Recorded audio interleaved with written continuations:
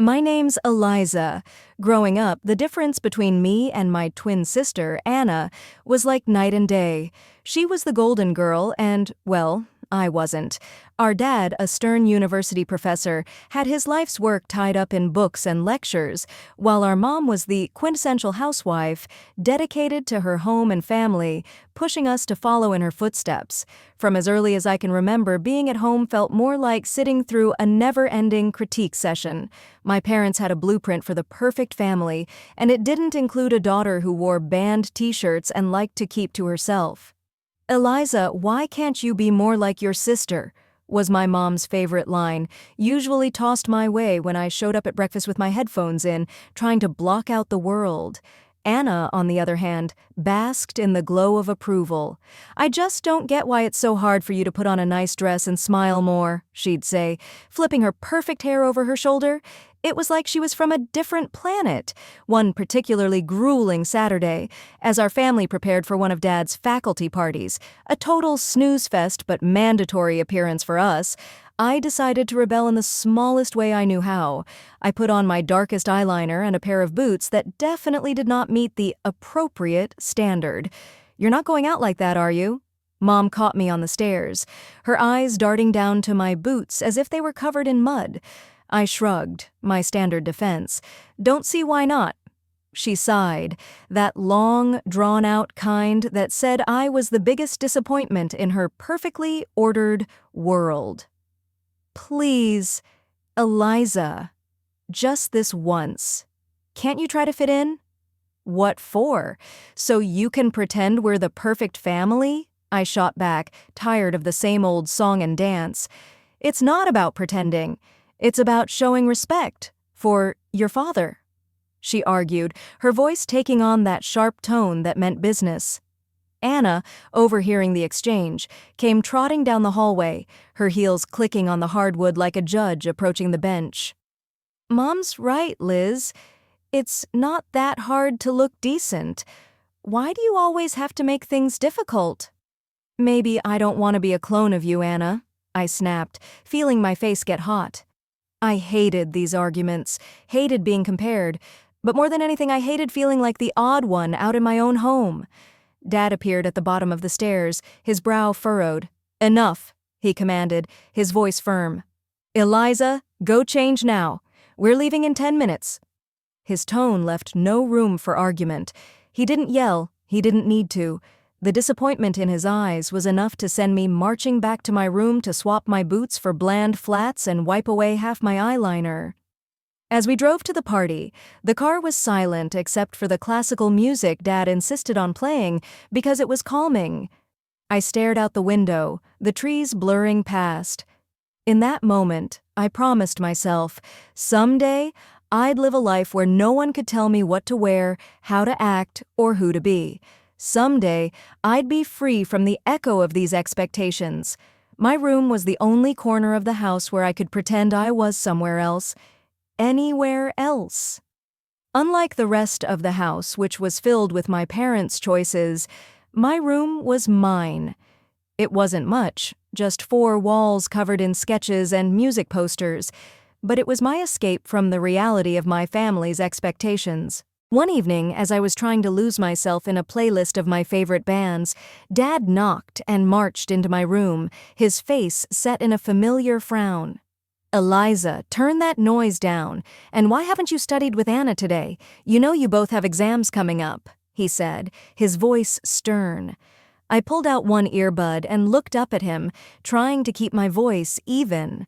"I've been studying, just not with Anna. I learn better on my own." Dad shook his head, clearly not buying it. "You know the rules. Your sister gets good grades and you should be doing the same. I don't see why you always have to make things difficult." "It's not about making things difficult," I said, my frustration growing. "I just don't see why I have to follow Anna's way of doing everything. Can't I have my own way of studying?" He didn't respond to that, just switched his complaint. "And those friends of yours, I saw you with them at the cafe yesterday. I don't think they're a good influence.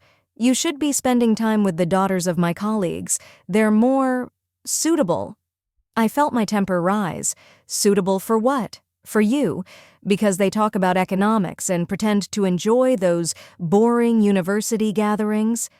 Before he could answer, Mom appeared at the doorway, her voice sharp as she joined in.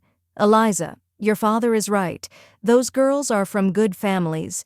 They know how to behave. They're the kind of friends you should want."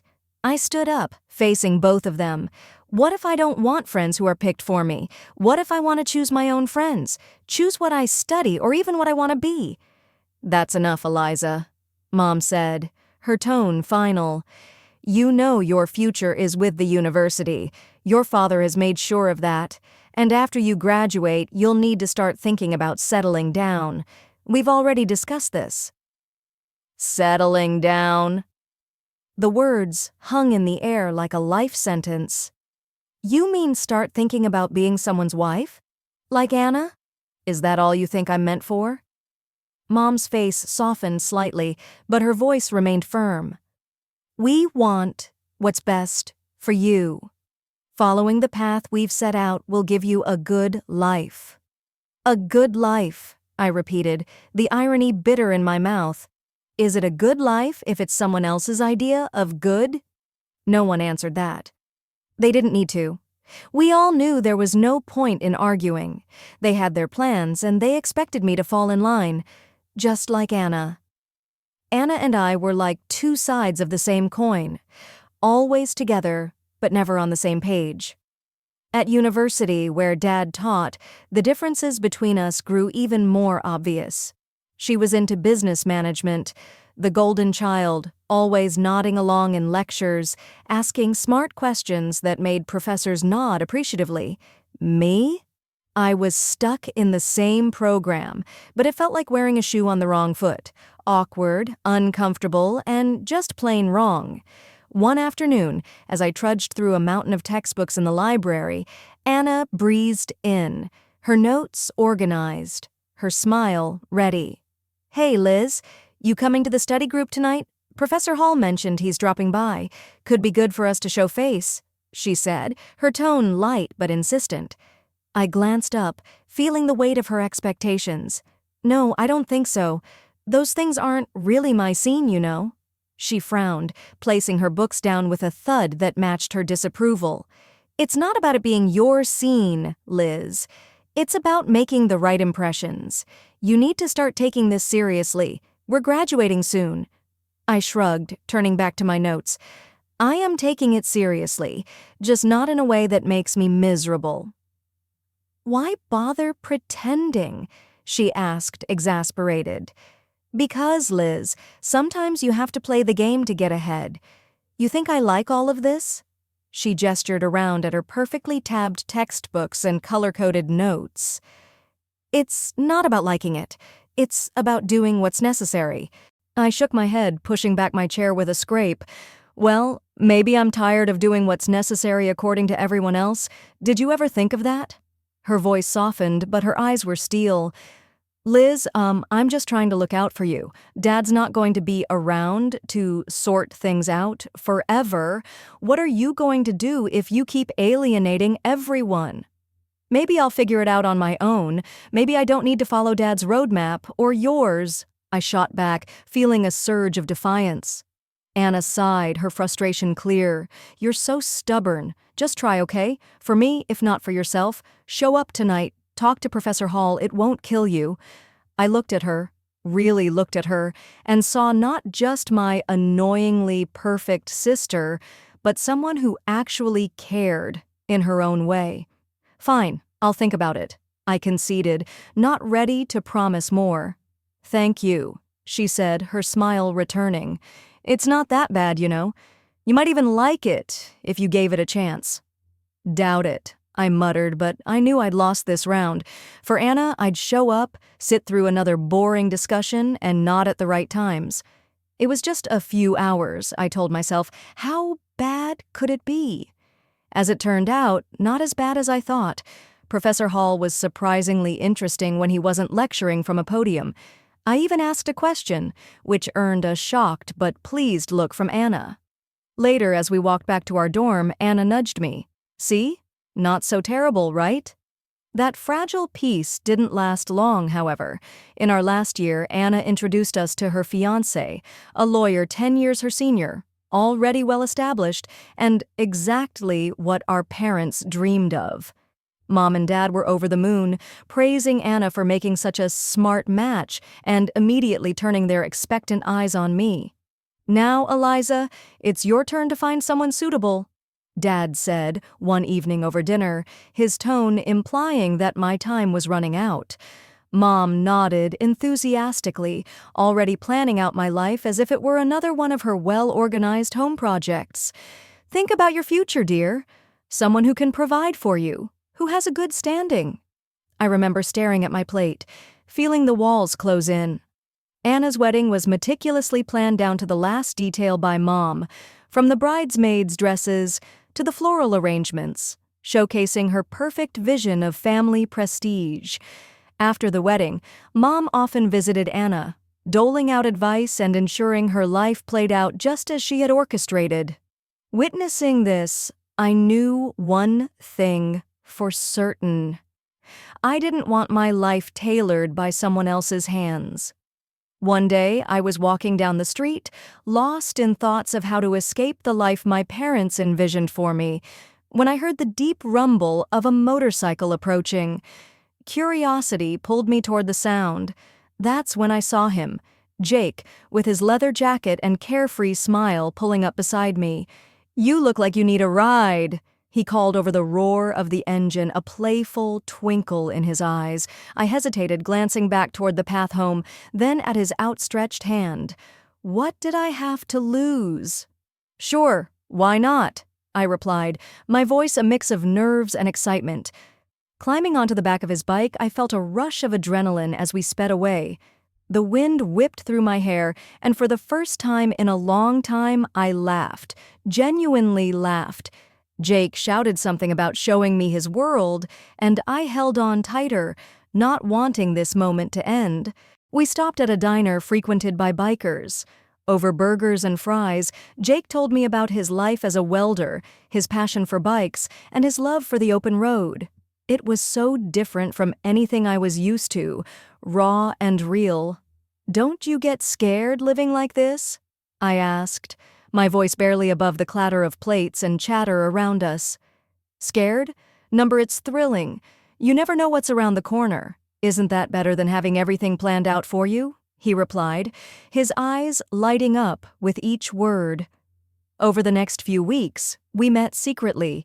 Each ride on Jake's motorcycle pulled me further from the life I was supposed to live and closer to the life I wanted. The speed, the adventure, it wasn't just about the thrill. It was about feeling alive, feeling free. One evening, as we watched the sunset from a secluded overlook, Jake turned to me.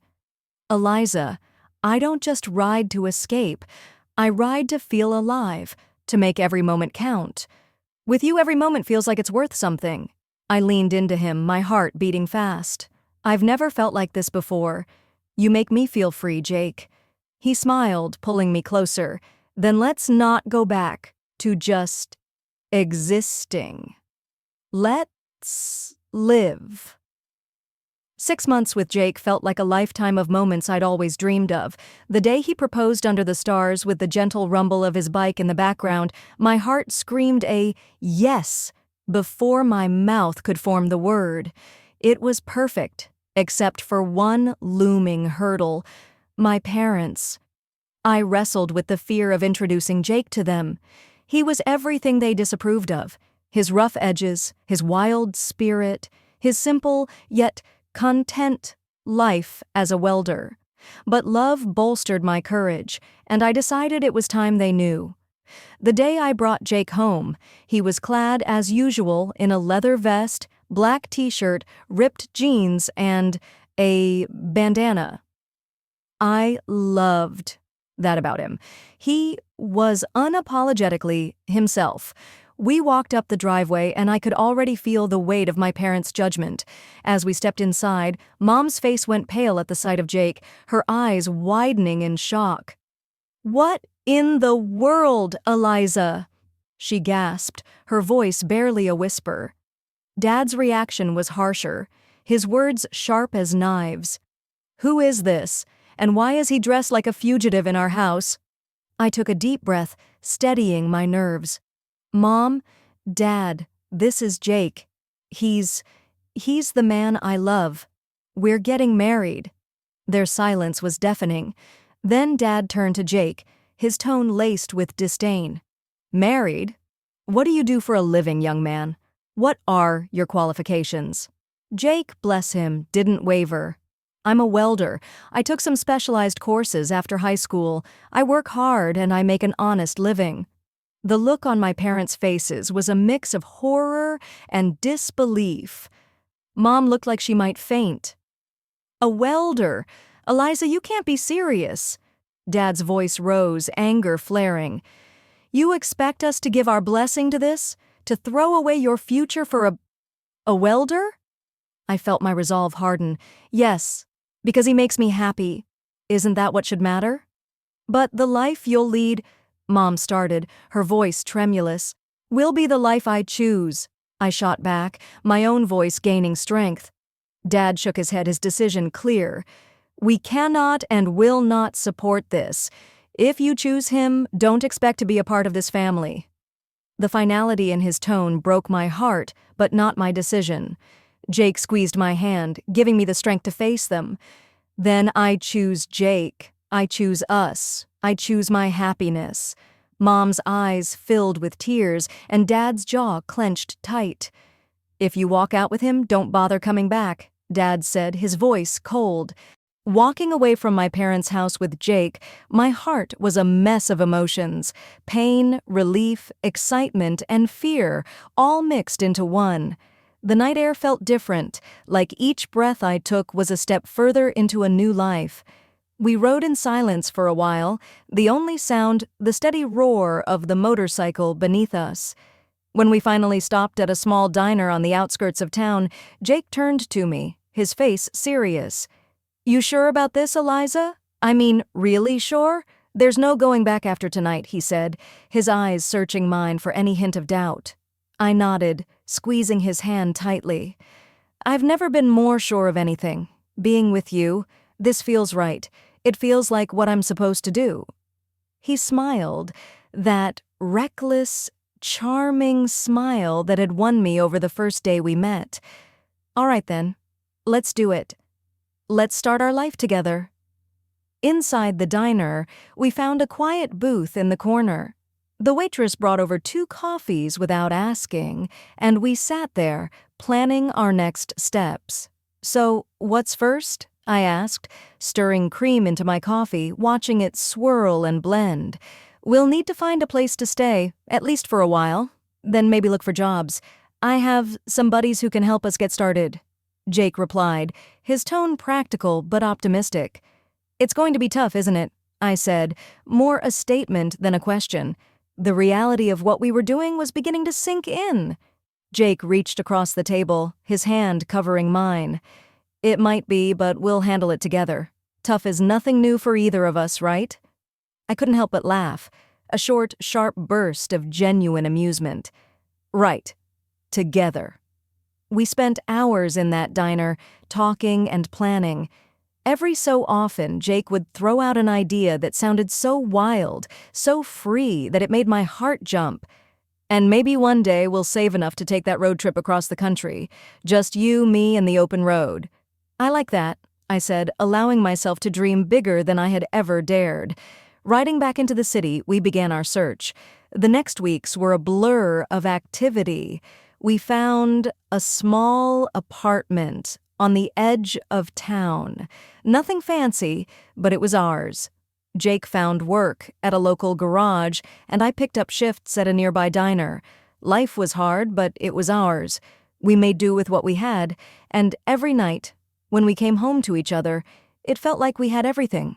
Months later, we decided it was time to make it official and got married in a small, intimate ceremony. I held on to a sliver of hope that my family would show up, that they would see how happy I was and let go of their prejudices. But the chairs reserved for them remained empty, and no congratulatory messages came. Despite the sting of their absence, the day was perfect because it was ours. Over time, I grew incredibly close to Jake's mom. She welcomed me with open arms, calling me her daughter, filling in the gaps left by my own family. Her warmth and acceptance healed some of the wounds left by my parents' rejection. Things were finally looking up for Jake and me. After he completed additional diving training and became a certified underwater welder, his income shot up to $150,000 a year. That change made a world of difference. We managed to buy a townhouse in a nice area, the kind of place I'd always dreamed about but never thought I'd actually live in. I started working as a dispatcher in Jake's company. It wasn't just a job. It felt like I was part of something important, supporting the man I loved and building our future together. On weekends, we'd escape the city on his bike, roaring through winding roads and taking in breathtaking views of nature. Those moments, with the wind in my hair and his warmth against my back, were pure bliss. Living nearby, my mother-in-law became a frequent visitor. One such afternoon, while Jake was tinkering in the garage and I was fixing us some coffee, she arrived, looking a bit troubled. "There's been some ugly news," she said as she settled down at the kitchen table. "Something about a professor at the university involved in a harassment scandal." My heart skipped a beat. "Oh, did they say who it was?" I tried to keep my voice steady, dreading the answer. She shook her head. "No, they didn't mention a name on the radio, but you know how these things go. It's probably all over the TV by now." Nodding, I flicked on the television, tuning into the news. Sure enough, there was a report on the scandal, and as I had feared, my father's face appeared on the screen. The anchor detailed accusations against him, and I felt a cold wave of disbelief wash over me. Turning off the TV, I sat down heavily, trying to process the news. Jake came in, wiping his hands on a rag, and saw my face. "What's wrong, babe?" he asked, his brow furrowed in concern. I swallowed hard, my voice barely a whisper. "It's my dad. He's been accused of harassing a student." Jake's expression hardened for a moment before he came over and took my hand. "I'm sorry, Eliza. That's tough news. How do you want to handle this?" I shook my head, not really sure of anything at the moment. "I don't know. I mean, what can I even do? It's not like we're close anymore." He squeezed my hand, understanding. "Whatever you need, I'm here for you. We don't have to figure it all out right now." I decided to wait and see how things unfolded before making any moves. Whatever decision I made, I knew I'd have Jake by my side, and that was the reassurance I needed to face whatever came next. Life had been peaceful until that unexpected afternoon at work when a familiar car pulled into the parking lot. I hadn't seen my parents in a long while, and the sight of them stirred up a mix of emotions I thought I had put to rest. Both of them looked dramatically changed. The scandal had taken its toll. Mom had lost a lot of weight and looked years older, while Dad appeared broken, a shadow of the stern man he once was.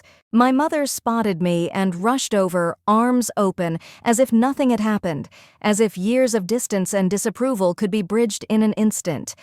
But I couldn't embrace her. Not now. Instead, I stepped back and took Jake's hand, looking for strength in his presence. "Eliza, it was so hard to find you," Mom said, her voice cracking with emotion. Dad, ever the gruff one, cut to the chase, his voice harsh and bitter. "I was accused unfairly, you know. I went to your sister's husband for help, but that bloodsucker wanted a fortune. Your sister sided with him and now they've kicked us out. We need your help." I stared at them, disbelief and anger swirling inside me. "Help? After all these years, you show up and demand help?" "We have nowhere else to go." Mom's voice was desperate. "They've disowned us too. We thought maybe we could stay with you." I almost laughed at the absurdity. "Stay with me? After you disowned me?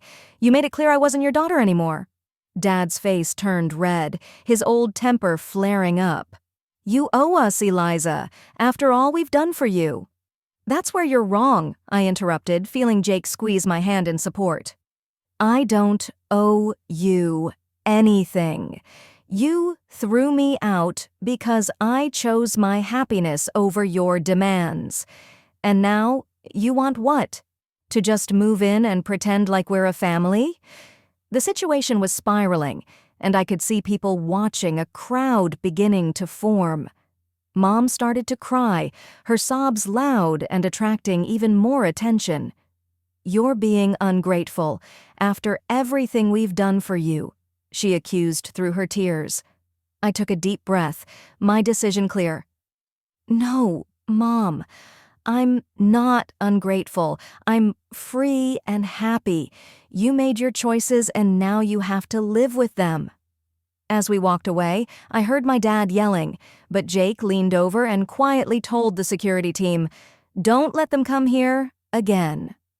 The following months flew by, filled with love and peace. We welcomed a son, a new beginning in our growing family. My parents never came back. That day in the parking lot was the last I saw of them. And while part of me grieved for what could have been, I knew I had made the right choice for me and for my family.